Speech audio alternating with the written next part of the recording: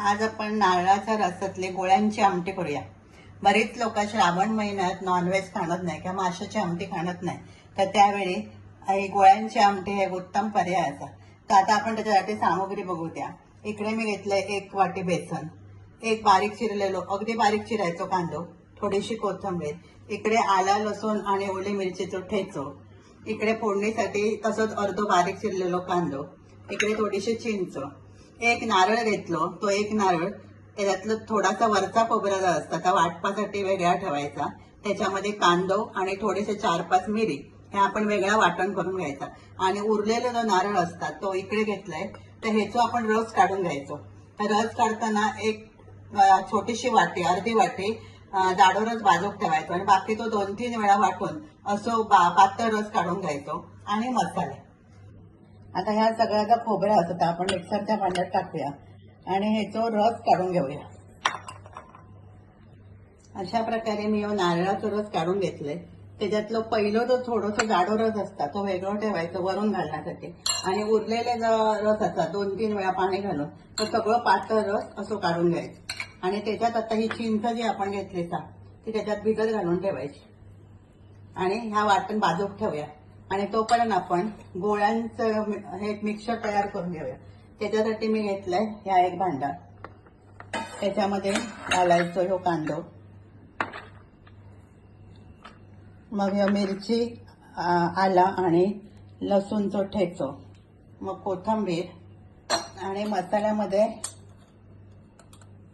थोडीशी हळद, मालवणी मसालो 1 चमचो, आणि चवीप्रमाणे मीठ। आता ह्या सगळ्या कालवायचं। आता कांदो आणि मीठ एकत्र झालो की त्याचा पाणी सुटता।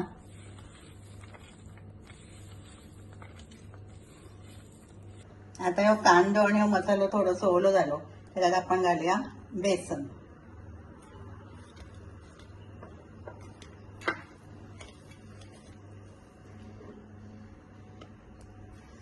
कांद्याच्या ओलेपणातच आपण बेसन घालून अशा प्रकारे मळून घ्यायचं आणि एकत्र येण्यासाठी अगदी थोडासा पाणी देऊन मळायचा आणि हातात थोडंसं तेल लावायचं। म्हणजे काय होतं ना की सगळं आता डिशवरचं सगळं मिश्रण होतं, सगळं एकत्र येतं।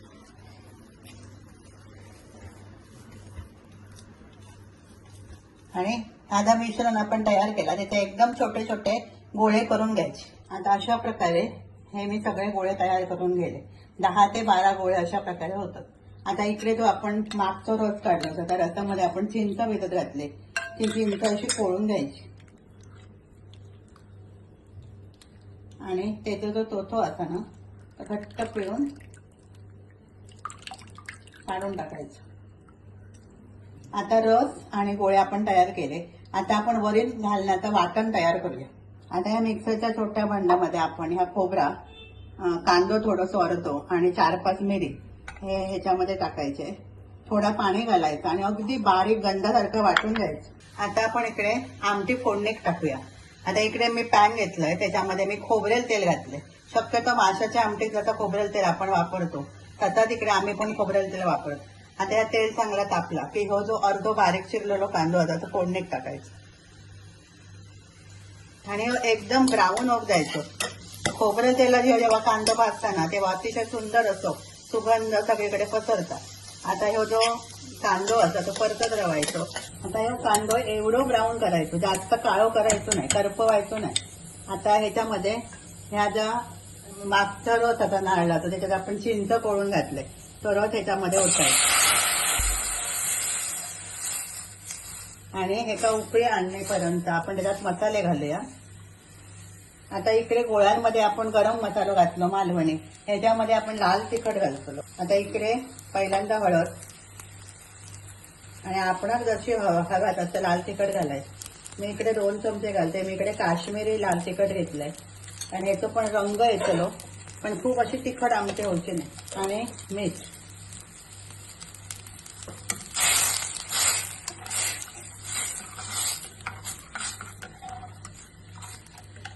असं आंबट तिखट असं फोड तयार झालो.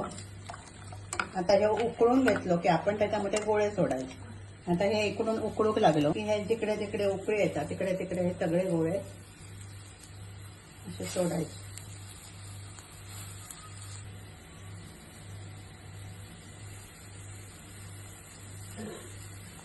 आणि न ढवळता झाकण न ठेवता असे शिजत द्यायचे. हे गोळे शिजले की थोडेसे वरती येतले. आता मी 10 मिनिटं ही आमटी चांगली उकळून घेतली. आता हे गोळे शिजल्यामुळे थोडेसे वरती आले. हे सगळे गोळे शिजले. आता आपण काय करूया, तर हा जो वाटण केला होता आपण खोबरा, कांदो आणि मिरी, हा वाटण घालायचं.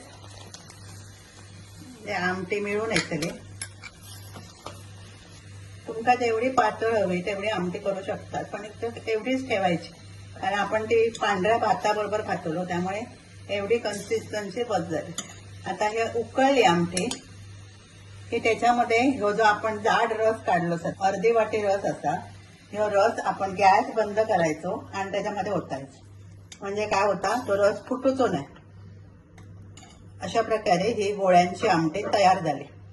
आता अशी ही नारळाच्या रसातली गोळ्यांची आमटी तयार. आता मी गोळे उकळताना टाकले, पण काही लोक हे गोळे तेलात तळून सुद्धा आमटी करतात. पण त्याच्यामध्ये काय होतं की आमटीमध्ये तेल येतं थोडासा, ह्याची चव जास्त चांगली लागतात. तर अशा प्रकारे आमटी करून बघा. गरमागरम वाफळत्या भाताबरोबर ही आमटी सुंदर लागतात. तुमका तोंडी लावून म्हणून हे गोळे वापरू शकता. भाजीची पण गरज नाही. श्रावण महिन्यात जेव्हा तुम्ही नॉनव्हेज खाणार नाही तेव्हा ही आमटी केलात तर तुमका माशाची आठवण पण येऊची नाही. त्यावेळी ही आमटी करा. आणि रेसिपी आवडली तर लाईक करा, शेअर करा, सबस्क्राईब.